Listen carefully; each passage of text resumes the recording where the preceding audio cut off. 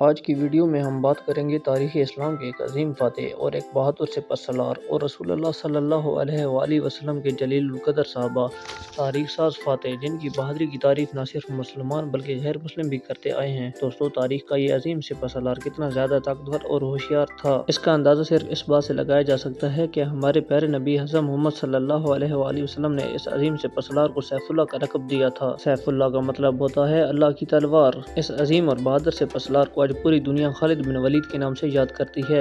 حضرت خالد بن ولید مکہ شہر میں پیدا ہوئے۔ آپ کے والد، جن کا نام ولید تھا، ان کا شمار مکہ کے سب سے امیر لوگوں میں سے ہوتا تھا۔ جب حضرت محمد صلی اللہ علیہ وآلہ وسلم نے نبوت کا اعلان کیا تو لوگوں کو اسلام کی طرف بلانا شروع کیا، تو اس وقت خالد بن ولید ان لوگوں میں گنے جاتے تھے جو لوگ اسلام کے سب سے زیادہ مخالف تھے اور اسلام کے کٹر دشمن بھی تھے۔ اعلان نبوت کے 19 سال بعد تک یہ کافر ہی رہے۔ اس وقت خالد بن ولید اسلام کو مٹانے کا ہی سوچا کرتے تھے۔ وہ ہمیشہ اسلام کے خلاف سازش کرنے والوں کے ساتھ رہتے تھے۔ مگر ناظرین کرام، اللہ کی شان ہی نرالی ہے، کوئی نہیں جانتا اللہ کب اور کس ہدایت دے دے، اور یہی خالد بن ولید کے ساتھ ہوا۔ جب بھی مسلمانوں اور کافروں کے درمیان جنگ ہوتی تو زیادہ جنگوں میں کافروں کی طرف سے لشکر کے سپہ سالار حضرت خالد بن ولید ہوا کرتے۔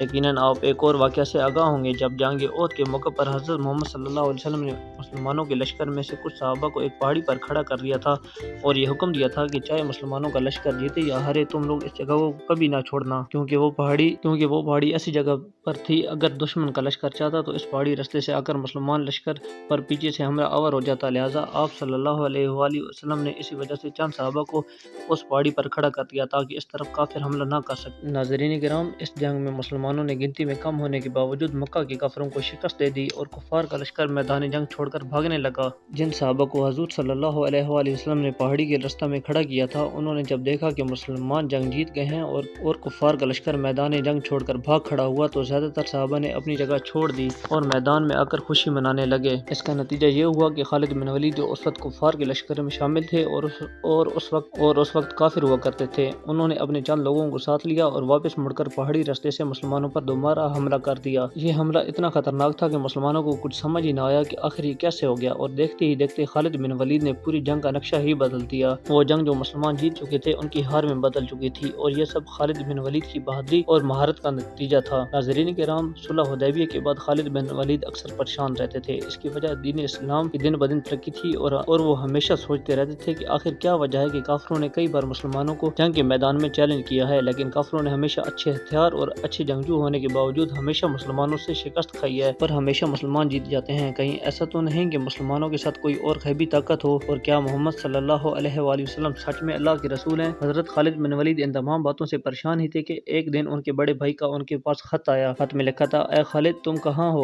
حضرت محمد نے مجھ سے تمہارے بارے میں پوچھا ہے، خالد کہاں ہے؟ خط میں یہ بھی لکھا تھا کہ میں چاہتا ہوں کہ تم اندھیری دنیا سے نکل کر اسلام کی روشنی کی طرف آ جاؤ اور اسلام میں داخل ہو جاؤ۔ یہ خط پڑھتے ہی خالد بن ولید پر اتنا خطرناک اثر ہوا کہ اب فوراً ہی حضرت محمد صلی اللہ علیہ وآلہ وسلم کی طرف روانہ ہوئے اور ان کی خدمت میں حاضر ہو کر اسلام قبول کر لیا۔ ناظرین کرام، چند احادیث کی کتب کے مطابق حضرت محمد صلی اللہ علیہ وآلہ وسلم نے ایک بار ملک سیریا کی طرف اپنا ایک ایلچی روانہ کیا، لیکن ملک سیریا کے بادشاہ نے اپنے غرور میں آ کر ایلچی کو قتل کر دیا۔ اس دور میں کتنا بھی خطرناک دشمن کیوں نہ ہو، مگر وہ ایلچی کو قتل نہیں کرتا تھا، کیونکہ ایلچی کو قتل کرنے کا مطلب کھلم کھلا اعلان جنگ ہوا کرتا تھا۔ جب مسلمانوں کو ایلچی قتل کر دیا گیا تو حضرت محمد صلی اللہ علیہ وآلہ وسلم نے مدینہ سے مسلمانوں کا ایک بڑا لشکر جنگ کے لیے سیریا کی طرف روانہ کیا اور اس جنگ کا سپہ سالار زید بن حارثہ کو بنایا۔ زید بن حارثہ نبی پاک صلی اللہ علیہ وآلہ وسلم کے منہ بولے بیٹے بھی تھے، اور یہ واحد صحابی ہیں جن کا ذکر قرآن میں بھی آیا ہے۔ آپ صلی اللہ علیہ وآلہ وسلم نے مسلمانوں کو یہ نصیحت فرمائی کہ اگر زید شہید ہو جائیں تو فوج کا سپہ سالار جعفر کو بنا دینا، اور اگر جعفر بھی شہید ہو جائیں تو فوج کا سپہ سالار عبداللہ بن رواحہ کو بنا دینا، اور اگر وہ بھی شہید کر دیے جائیں تو اس کے بعد جس پر تم لوگ متفق ہو اسے بنا دینا۔ یہ